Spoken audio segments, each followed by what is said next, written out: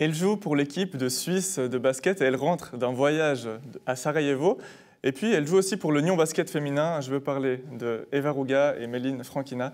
Bienvenue, mesdames. Merci d'être avec nous. Alors, comme je l'ai dit, vous jouez pour l'équipe de Suisse. Eva a un voyage à Sarajevo, en Bosnie, pour affronter la Russie et l'Estonie. Alors, comment se sont déroulés ces deux matchs? Voilà, on a eu deux matchs quand même à haut niveau. C'était des grosses équipes européennes quand même. Une grosse défaite quand même contre la Russie. Mais on s'est rattrapé sur le match de l'Estonie où on a réussi à gagner de 3 points. Donc c'était quand même un match important à gagner et on a réussi à le faire, donc on est très contente. Ouais, mission réussie pour les joueuses de l'équipe de Suisse. Méline, c'était deux matchs où les joueuses, dont vous avez pris plus de place au sein de l'effectif. Pourquoi? C'est clair que c'est une situation compliquée avec le Covid. Donc il manquait des joueuses majeures qui ont été testées positives. Et il manquait aussi le coach. Mais on a su rebondir. Enfin, je pense que tout le monde a eu un rôle plus important que ce qui devait être. Mais tout le monde a su répondre présent. Et je pense qu'on est contente de ce qu'on a pu donner finalement. Eva, Méline parlait de ces mesures. Vous avez fait les deux matchs en Bosnie, donc vous n'avez même pas joué contre la Bosnie finalement. Qu'est-ce qui était spécial? Vous n'avez pas de contact extérieur tellement? Oui, voilà, on est rentré mardi dans l'hôtel et on est ressorti dimanche. On n'est pas sorti du tout entre ces jours. On n'a eu aucun contact avec les autres équipes, avec des autres personnes finalement. Voilà, des mesures sanitaires qui étaient quand même très respectées, avec un port du masque tout le temps, à part dans les chambres d'hôtel, des désinfections avant de rentrer dans les salles de basket. Donc voilà, c'était spécial quand même. On va revenir un petit peu en détail sur ces deux matchs. Déjà, le premier match contre la Russie, une défaite 42-98. Vous avez vu assez rapidement que la Russie était supérieure, mais ça, ce n'était pas une surprise finalement. Non, ça c'est sûr qu'on le savait. Après, je pense que le choc a été encore plus grand que ce qu'on s'imaginait. On a essayé de tout donner, ma foi, ça n'a pas été suffisant. Après, je pense qu'on a quand même fait une deuxième mi-temps qui était un peu meilleure que la première. Et l'essentiel, c'est qu'on a su rebondir pour le match d'après. Mais c'est vrai que c'était difficile. Avec une grosse différence de taille aussi, de gabarit entre les joueuses, ce qui n'était moins le cas lors du deuxième match contre l'Estonie. Eva, contre l'Estonie, vous avez réalisé un très bon match et c'était finalement l'objectif de ce voyage, c'était de ramener 2 points lors du match contre l'Estonie et vous l'avez fait de belle manière. Oui, voilà, l'Estonie, on savait que c'était plus à notre niveau, physiquement surtout. Donc on a réussi à gagner ce match d'une belle manière, parce que finalement, on perdait quand même de 12 points à un moment donné et on a réussi à remonter. Voilà, aussi le fait qu'il n'y ait pas de spectateurs, ça pèse quand même. Donc il fallait vraiment qu'on se soutienne, toutes les joueuses et avec le staff, et on l'a fait. Ce genre de week-end, ça vous donne confiance pour la suite en équipe suisse? Parce qu'on sait que pour l'instant, peut-être pour toi, Eva, tu avais une place moins importante. Méline, tu commences gentiment à t'imposer, mais ça donne confiance.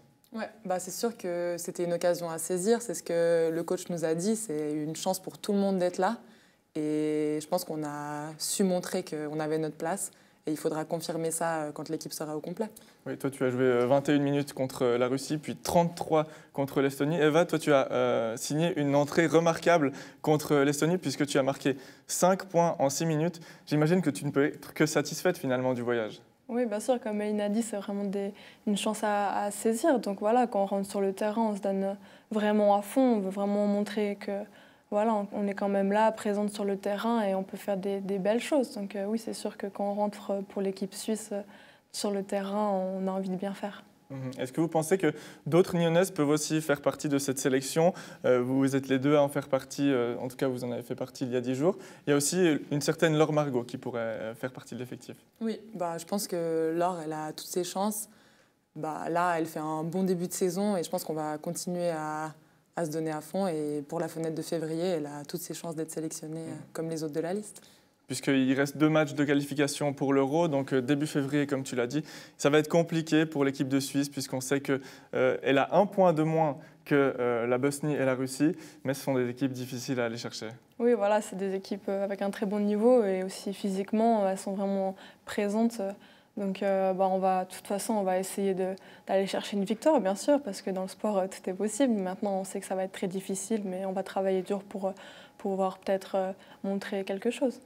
On va fermer la page internationale européenne, on va revenir ici en Suisse avec le Nyon Basket féminin. Finalement, comment on explique le début de saison de l'équipe avec 5 défaites et une seule victoire, alors qu'il y a autant de potentiel finalement, hein, puisque vous êtes là, puisqu'il y a aussi justement Laure Margot, Shannon Coffey. Comment est-ce qu'on explique ça ?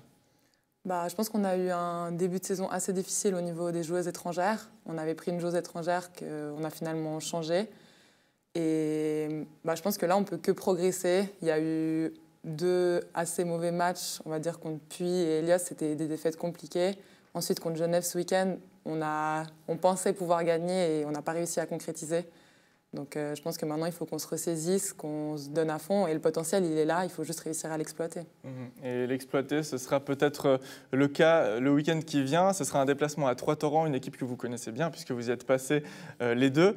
L'objectif, c'est gagner, c'est continuer de proposer du beau jeu finalement aussi. Oui, bien sûr. L'objectif principal, c'est une victoire contre Trois-Torrents. Déjà, ça nous remettrait dans une bonne position dans le classement. Et ensuite, c'est une équipe qui est prenable. Donc voilà, cette semaine, on va aussi essayer de s'entraîner dur. Je pense que c'est vraiment une équipe très prenable.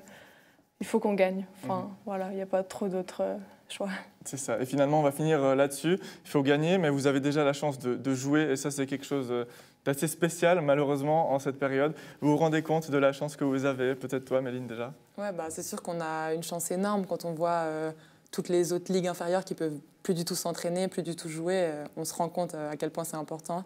Et on est tous les soirs très contente de pouvoir se voir toute l'équipe et de pouvoir continuer le championnat. Eva, tu ne peux qu'acquiescer.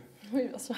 Elle a tout dit, ouais. Magnifique, elle a tout dit. Continuez comme ça et puis on espère que la victoire reviendra vite pour le Nyon Basket féminin. Merci beaucoup, mesdames. Merci bien.